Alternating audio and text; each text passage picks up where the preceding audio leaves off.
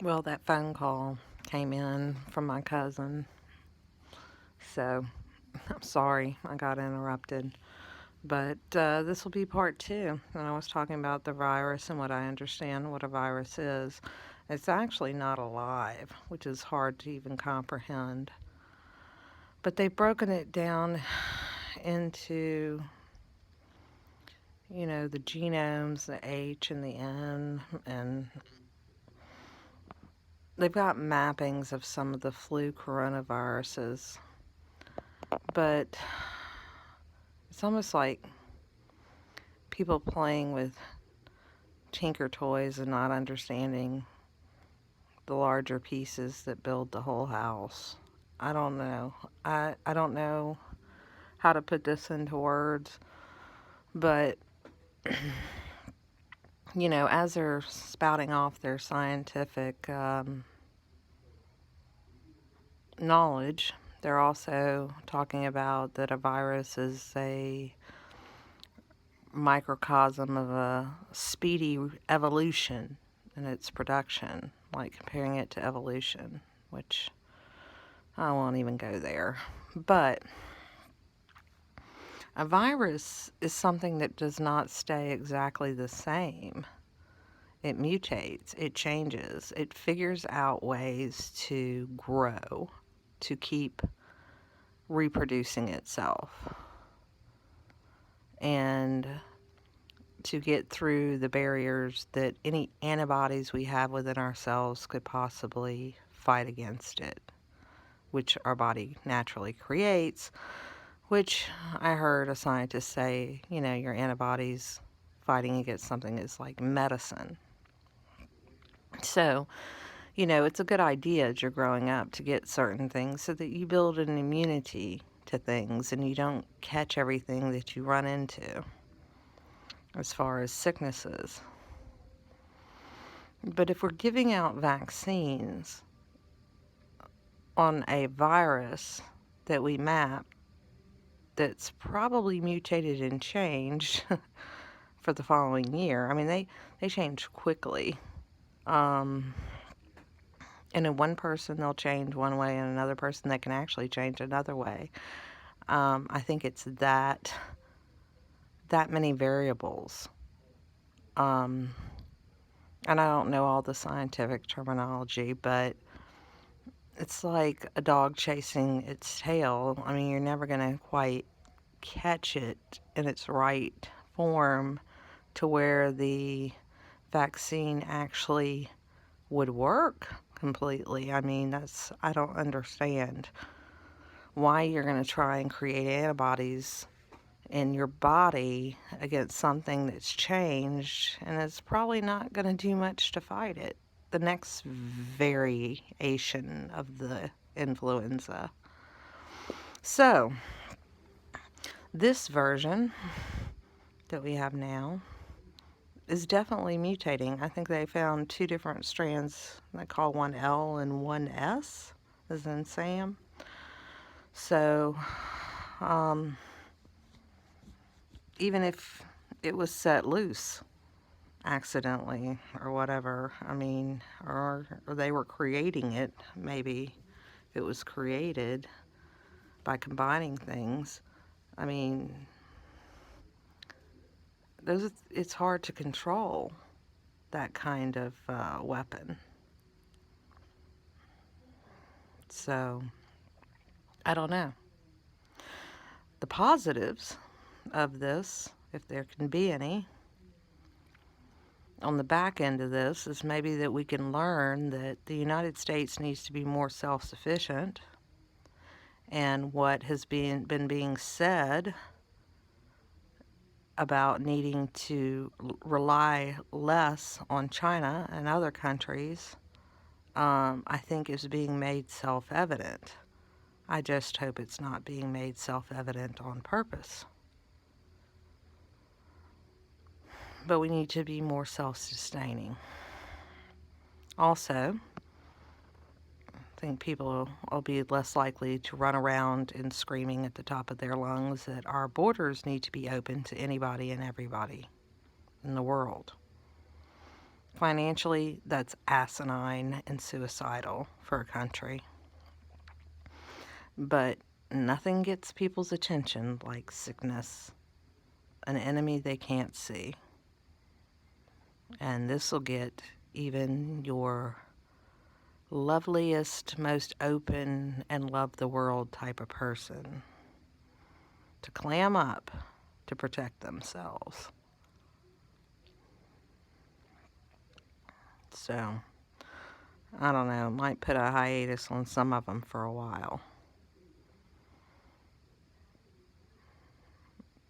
I don't care. I mean, this isn't a matter of what side you're on or politics. I mean, it's just a matter of common sense and logistics and logic and reason and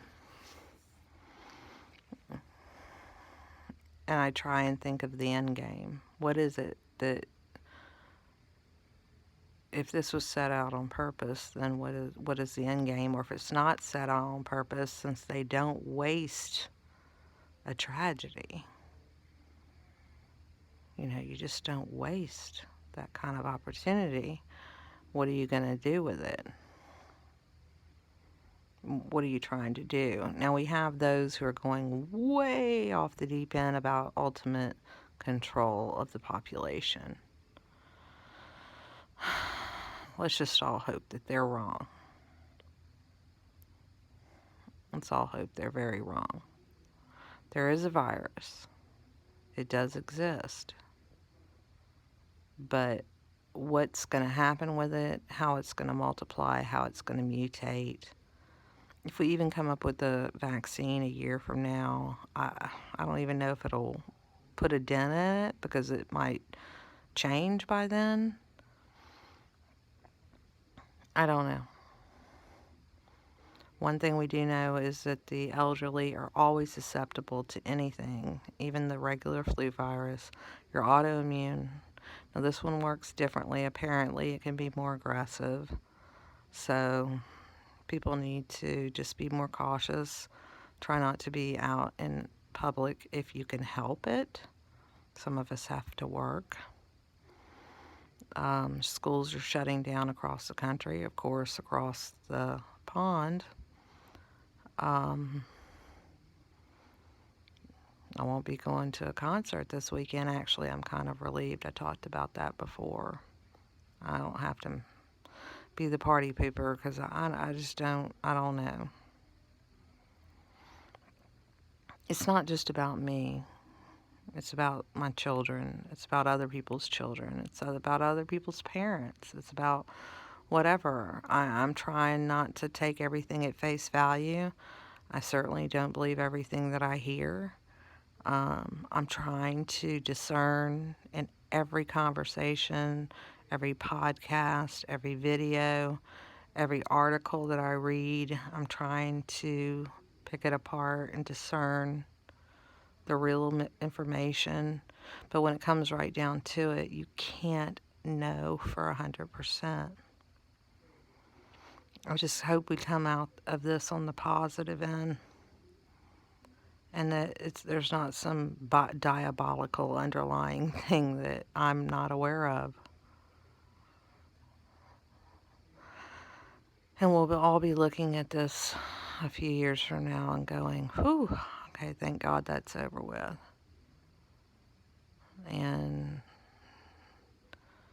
But things are going to change. Things are going to change, and let's hope they change for the better. Let's hope we get some positives out of this and not just negatives. Watch your legislative branch. Watch them closely.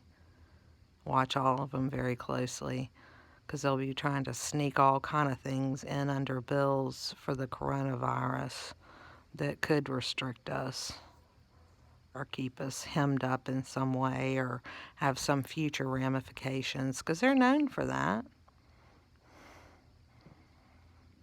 Oh, and they're on holiday this week. They're taking a recess.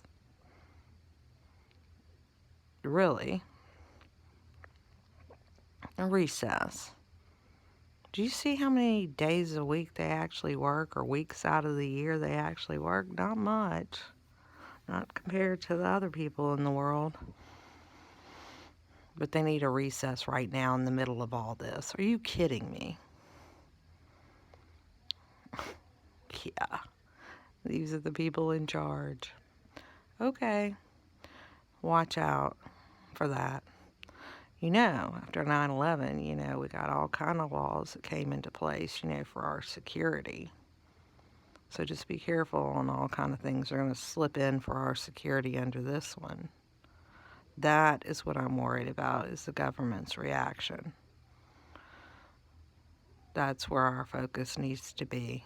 We need to not let things slide by and pay attention. Most of all, take care of you and yours, and then maybe you can help out others too. And if any of you pray or say prayers, say a prayer that this will all work out for the better in some way in the end.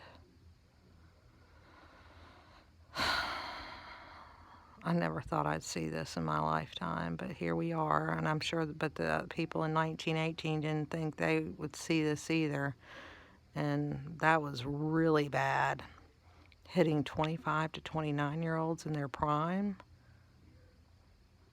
And they say it stems from what I was listening to, this biological documentary of a doctor, a virologist, saying that it's from the animals contracting to the humans and then going back to the animals, mutating, and then back into the human population. And there's all kind of theories about that. But what kind of virus hits 25 to 29-year-olds right after World War I?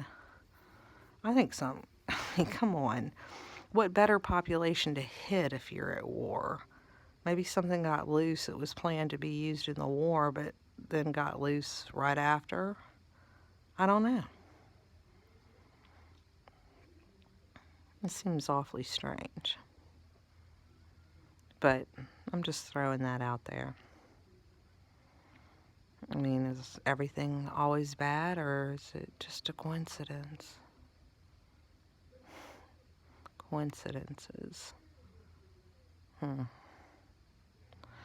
a funny world we live in, and then it's not so funny sometimes, but try and find the humor in some things and look at it, but mainly, people, I'm trying to find logic here in any of this. Logic. Not just happenstance. Logic. Anyway, let me know what you think. And prep up.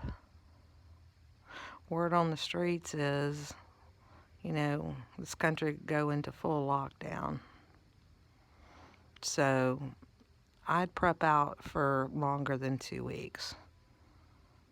I'd keep siphoning stuff out of the stores. Don't go and hit it all at once, but just keep siphoning things to make sure you have enough. If you can get your hands on things. Peanut butter, rice, beans, medicine. Toilet paper's not the end-all be-all. That's not gonna, you can use rags, take a shower, rinse off, soap and water, whatever you need to do. I mean, that's not a life or death situation. I mean, it's convenient, but don't freak out over toilet paper. I mean, food and medicine and, those kind of things are much more important. I will talk to y'all later. Bye for now.